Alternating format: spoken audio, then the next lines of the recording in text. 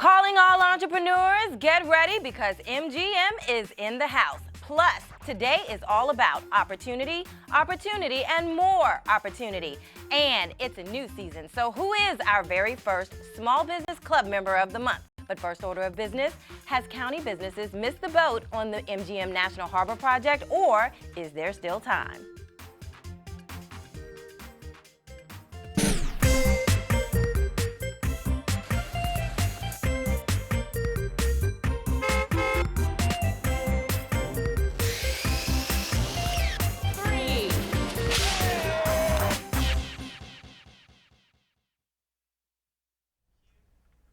Hello, I'm Denise Roberts, and welcome to The Pulse, the one show dedicated to helping Prince George's County businesses.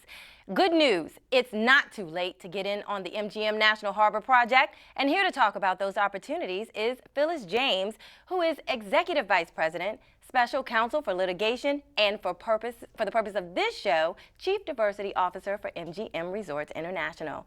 So good to have you here today. Well, it's my pleasure to be here today. Thank you for inviting me. Absolutely. You know, you wear a lot of hats. Yes, I do. But the MGM project is a massive project. So for the purpose of this show, this project is so huge, $1.3 billion. Yes. Thousands of jobs. Enormous opportunity for businesses in the county. Yes, right. How important is the role of the Chief Diversity Officer for county businesses who want to do business with MGM? Well, extremely important. As you may know, our company was the first company in the gaming and hospitality business to openly embrace and very aggressively embrace a diversity and inclusion initiative. And so for the last 15 years, we have been pursuing making sure that minority and other diverse businesses have an opportunity to participate in the business opportunities and projects that we build. And so my job is to make sure that the way that we conduct our projects, our systems, our programs, our procedures, make outreach to our local communities, make sure that businesses know about the opportunities, and then to make sure that we are actually utilizing those businesses on our projects. Okay. I want to talk about the community benefits agreement, Yes. Specifically on the construction side.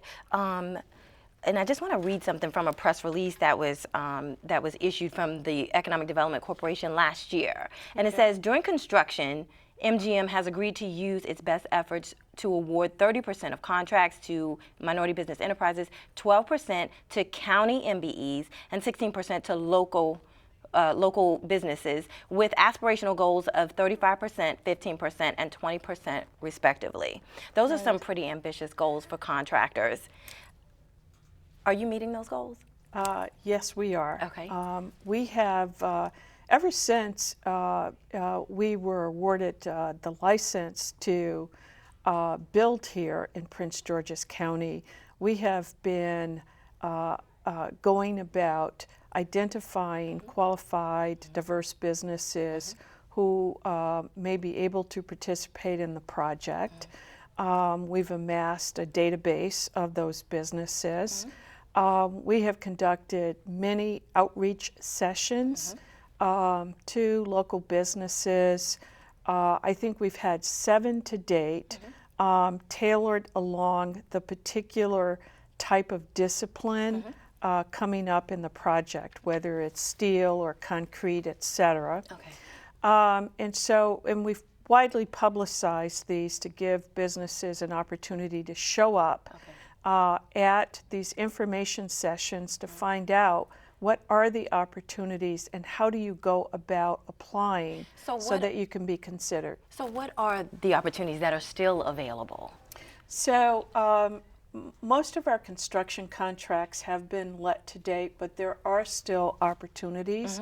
And so what a business ought to do is to go to our website, www.mgm mgmnationalharbor.com. Okay. And you can click on construction to see what construction opportunities are still open.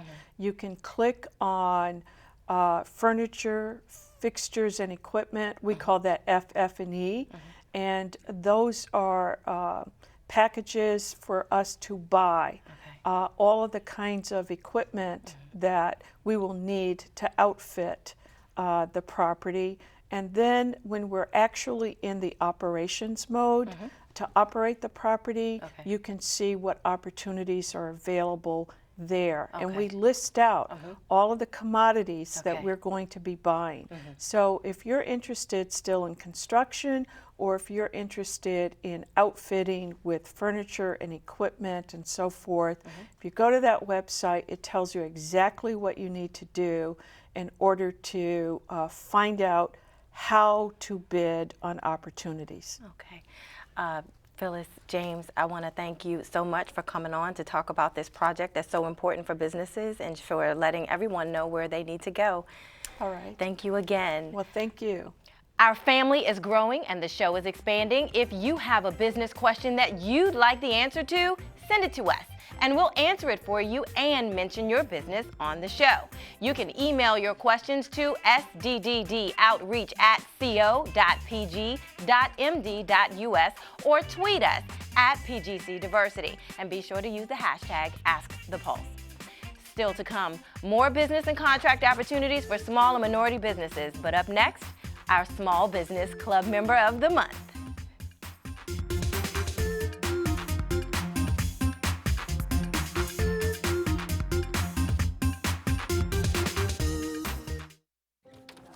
We need a claim number? When I started taking care of Mom, I didn't realize the challenge of playing so many roles. But above all, I'm still her daughter. Visit aarp.org/caregiving. We're here to help. Congratulations to our first Small Business Club Member of the Month, Miss Loretta Fuller, President and CEO of an insurance company who says they're here for all of your insurance needs, representing a group of top-rated insurance companies, but she says that the insurance companies do not employ her company because she works for you. So get ready, Insurance Solutions and Associates, you're on. Insurance Solutions Associates is a family-run business, and we've been in business for 15 years. We have 2 locations. Prince George's County is our corporate office, and which we love. We specialize in property and casualty insurance, along with benefits and bonding. What we're doing now is reviewing the prices of car insurance for senior citizens, for young adults, and for the underserved. I have 6 employees. I really have a group of wonderful people that work for me. My staff is awesome. I can always depend on them to reflect my views and what I expect. And so I really do have a good backbone of employees. One of the things that we try to do here in Insurance Solutions is make everybody family. And with that, we want generations and generations to come that we'll always be a Prince George-based company. Some of the customer service rules that I follow is first is answering the phone on the second ring, where you're automated. When there's push 1, push 2, you'll always get a human voice when you call Insurance Solutions Associates, and we pride ourselves in delivering excellent customer experience. Welcome back and thank you for tuning in to The Pulse. While we would love to be able to say that Prince George's County has enough contracts to go around for every small business owner in the county, we know that's not the case. Hensel Phelps is a general contractor who does a lot of business in the D.C., Maryland, Virginia area, and here to talk about some of the opportunities they have for small and minority contractors is David Fisher, the company's manager of supplier diversity. David, welcome to the show. Thank you very much for having me. So Hensel Phelps has a lot of development projects going on in this area, and we know that you're getting around, giving information sessions and seeking out small and minority contractors. Can you tell us about Hensel Phelps and what it is your company does? Certainly. Well, like you said, we're a general contractor. We're based out of Greeley, Colorado. That's where our corporate office is. We have around 9 office in total, 8 district offices throughout the United States.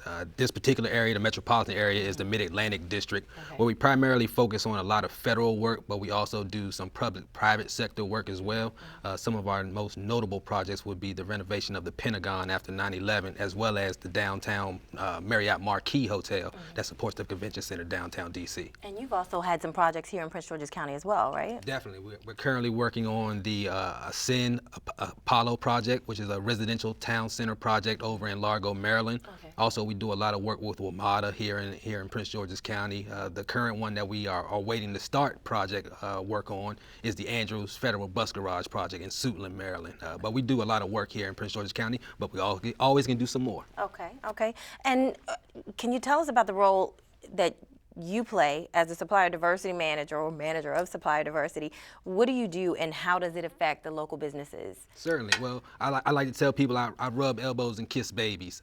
I essentially help identify qualified contractors through capabilities as well as capacity building opportunities for them. And then mainly establishing relationships with those small businesses and help to kind of be that conduit of information between them and our estimating team, as well as our project development team, so that we can have qualified small businesses take part of our projects here in the metropolitan area. Okay, and how do small and minority firms who are interested in doing business with Hensel Phelps get involved in some of the projects that you have going on in this area? Essentially, you have to stay engaged. They have to stay engaged. We do our best to have enough outreach events to kind of publicly let people know what kind of opportunities we have coming down the pipeline. With the help of SD3, we have a lot of events in the county, but it's always about establishing a relationship with either the Supply Diversity Division, which includes myself, or our estimating team back in Chantilly, which is our district office.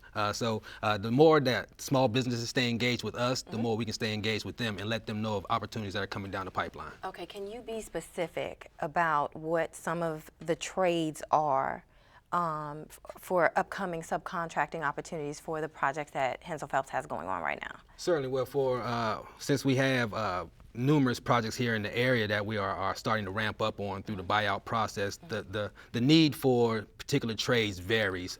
Of course, the MEP trades are always some needed trades, as well as our finishes trades, some of our specialty trades, a lot of masonry, concrete work. A lot of those trades are always available on our projects. It just depends on at what stage of the buyout process we are at with the projects. Okay, okay. So can you walk me through the process? You know, what is a small firm's first step, if they want to do business with you? Well, the first step is to make yourself be known. One way that we identify small businesses is through small and minority business registries, like SD3 Small Business Registry. So the way that a small business can get in front of Hensel Phelps is by becoming certified. Essentially marketing yourself as best as you can, letting us know that you're out there. The opportunities that we have will be provided to you once we understand your capacity and your capabilities. And when you say certified in what? Certified as a small business, as a minority-based business, as a woman-owned business. And is that through the state, through the county? State, county, all the municipalities that are in this region primarily work together. So whether you're MDOT, you're SWAM, you're SD3 certified, all of those municipality certifications will help you get in front of Hensel Phelps. Okay. And do you have local minority business participation goals associated with your project? It depends on the project. Some projects have it, some projects don't. But what separates Hensel Phelps is we have internal goals that we set for ourselves on all of our projects, whether it's stipulated in the contracts that we sign up to or not. We definitely have a point to make sure small businesses have a part of our projects. Okay, David Fisher, thank you so much for coming on the show today to let our businesses know about the opportunities that they can get involved with Hensel Phelps. And that's our show for today. If you miss anything, this show is posted on our website. It's diversity.mypgc.us and click on the Pulse. We're on Facebook and Twitter at PGC Diversity, and our YouTube channel is The Pulse TV. Next time on The Pulse, how to turn no to your business loan into a yes. Until then, I'm Denise Roberts, and remember, in Prince George's County, your success is our success.